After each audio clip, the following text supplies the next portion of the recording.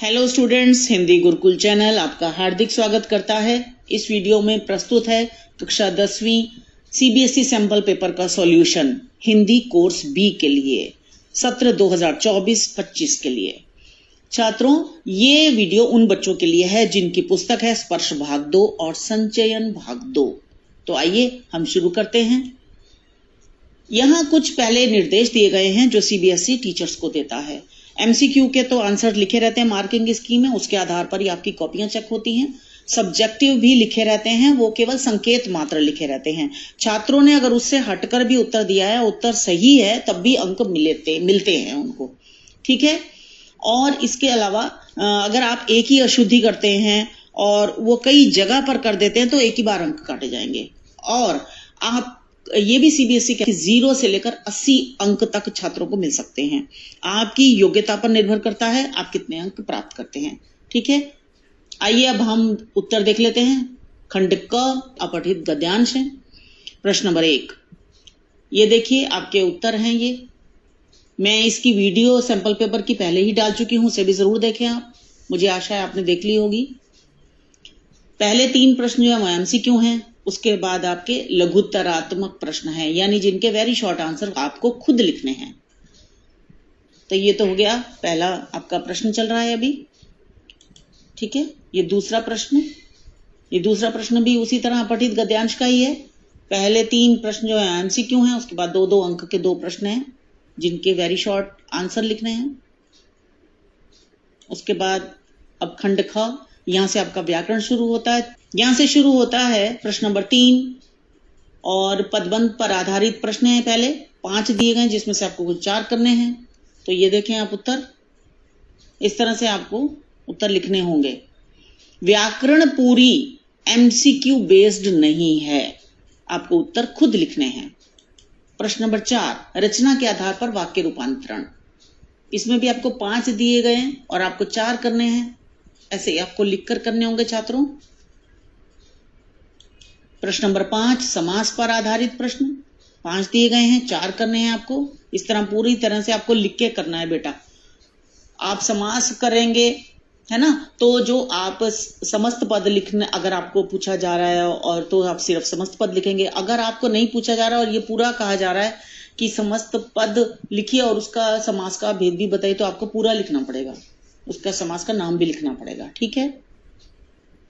आपको परिभाषाएं वगैरह भी याद करनी चाहिए, वो भी आ रही हैं। प्रश्न नंबर 6, मुहावरों पर आधारित प्रश्न है। इसमें भी आपको 5 दिए जा रहे हैं और आपको 4 करने हैं, ठीक है।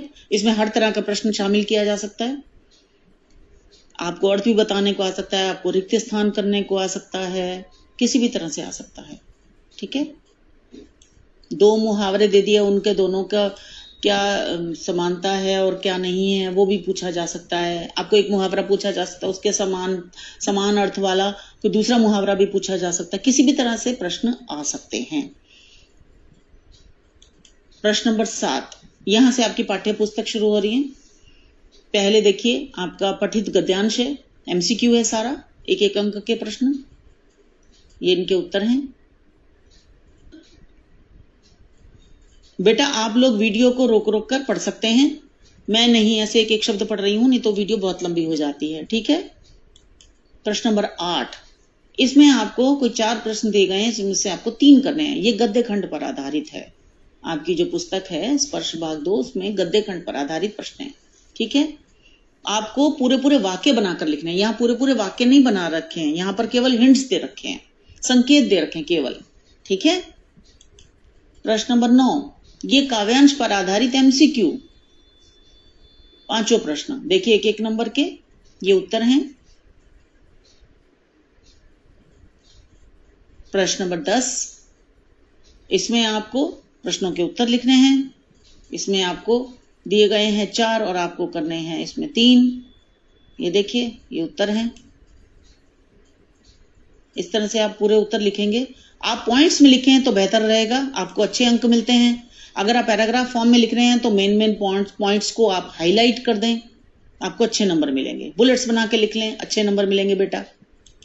प्रश्न नंबर 11, ये देखिए बेटा आपकी जो पूरक पाठ्य पुस्तक है संचयन भाग 2, उससे आए हैं यहाँ पर, ठीक है, आप अच्छी तरह से उसको विस्तार से लिखेंगे बेटा। यहाँ तो पॉइंट्स में समझा दिया गया है, आप पूरी तरह से वाक्य बना के अच्छी तरह से लिखें। ठीक है, 3 दिए जाएंगे, उसमें से आपको 2 करने हैं बेटा। अब घ खंड, यहां से आपका राइटिंग स्किल यानी रचनात्मक लेखन शुरू होता है। तो 12वां प्रश्न है अनुच्छेद लेखन। 1 नंबर होता है भूमिका, 3 विषय वस्तु और 1 भाषा का। लेकिन बेटा टीचर 5 में से ही नंबर देते हैं, ठीक है, अलग अलग नंबर नहीं मिलते, लेकिन आप इन सब बातों का भी ध्यान रखिए। उसके बाद प्रश्न नंबर 13 पत्र लेखन है आपका। आपके सिलेबस में केवल औपचारिक पत्र ही हैं, तो आरंभ और अंत की औपचारिकताओं के लिए 1 नंबर होता है। विषय वस्तु यानी कंटेंट कैसा है उसके लिए 3 अंक और भाषा के लिए 1 अंक। ठीक है, टीचर 5 में से ही आपको एक साथ नंबर देंगे, लेकिन आप इन सब चीजों का ध्यान रखिए। आपको पत्र का फॉर्मेट वगैरह अच्छी तरह पता होना चाहिए बेटा। प्रश्न नंबर 14 सूचना लेखन, लगभग 60 शब्दों में लिखना होगा। सूचना प्रारूप के हैं, फॉर्मेट के 1 नंबर और विषय वस्तु कंटेंट का 2, भाषा का 1। ठीक है, बॉक्स बना के अच्छी तरह से लिखेंगे। विज्ञापन में भी आप बॉक्स बनाएंगे। 15वां प्रश्न विज्ञापन का है, 40 शब्दों में लगभग बनाना है। आपने पूरे को ऐसे बनाना है विज्ञापन को भी कि पूरा कवर हो जाए पेज। ठीक है, कहीं से खाली नहीं छूटना चाहिए और पूरी जानकारी दे दें। और उसको हल्का सा आप रंगीन रंग भी उसमें भर दें, वैक्स क्रेयॉन्स अच्छे वाले भरें, या फिर आप पेंसिल कलर्स ले जाएं उनको करें, अच्छा रहता है वो। तो विज्ञापन में विषय वस्तु का 1 अंक, प्रस्तुति प्रेजेंटेशन कैसा है उसका भी 1 अंक होता है और भाषा का भी 1 अंक होता है, यानी आपके स्पेलिंग मिस्टेक्स हैं या नहीं है। ठीक है बेटा। अब छात्रों देखें प्रश्न नंबर 16। इसमें आपको चॉइस दी गई है, लघु कथा लिखें या फिर ईमेल लेखन। लगभग 100 शब्दों में लघु कथा लिखनी है। विषय वस्तु के 3 अंक, रोचकता कितना इंटरेस्टिंग बनाया है आपने उसको, उसका 1 अंक है और भाषा का 1 अंक है। ठीक है बेटा, इसको पूरे को पैराग्राफ फॉर्म में लिखना है आपको और बहुत अच्छे से लिखना है। ये किसी भी तरह से आ सकता है, या तो आपको टॉपिक दे दिया जाएगा, आपको उस विषय पर खुद अपने आप एक छोटी कहानी बनाकर लिखनी है, या फिर आपको रिक्त स्थान के रूप में भी आ सकता है। आपको ऐसा भी आ सकता है कहानी शुरू करके दे दी, अंत आप अपने हिसाब से करें। ठीक है, उसी तरह से तैयारी करेंगे।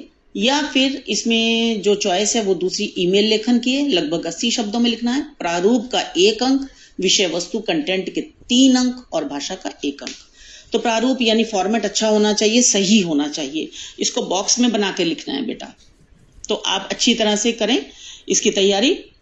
पत्र और जो ईमेल होता है उसमें थोड़ा सा फर्क होता है, उसको ध्यान दें और अच्छे से तैयारी करें।